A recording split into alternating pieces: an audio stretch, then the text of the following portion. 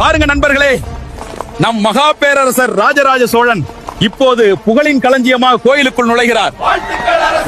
பாருங்க மக்களே, இப்பொழுது இந்த கருங்கற்கல்ல கடவுள் மற்றும் தேவியரின் சிலைகளை செதுக்கிட்டு இருக்கோம். பாருங்கள், கோயில் முழுவதும் பூக்கள் மனம் வீசுகிறது. இந்த பூக்குடம் எங்கள் கிராம தேவதைக்கு. பாருங்கள் நண்பர்களே, நாங்கள் இப்போது மலையூருக்கு பயணிக்கிறோம். அருகிலுள்ள மற்ற நாடுகளையும் கைப்பற்றி வெல்வோம். பாருங்கள் தோழர்களே, நாம் போரில் வென்றுவிட்டோம். இனி நமது ஆட்சிதான். உடல் மண்ணுக்கு, உயிர் தமிழுக்கு. வெற்றிவேல் வீரவேல். பாருங்கள் நண்பர்களே, இந்த கல்வெட்டுகளை இப்போது எழுதுகிறோம். எதிர்காலத்தில் நம் ராஜ்யத்தை பற்றி நீங்கள் அனைவரும் அறிந்து கொள்ள இது மிகவும் பயனுள்ளதாக இருக்கும் என்று நம்புகிறோம். நான் சந்தோஷமா இருக்க வேண்டுமா அல்லது சோகமா இருக்க வேண்டுமா என்று தெரியவில்லை. என் ஆளை நான் மீண்டும் பார்ப்பேனா என்று தெரியவில்லை.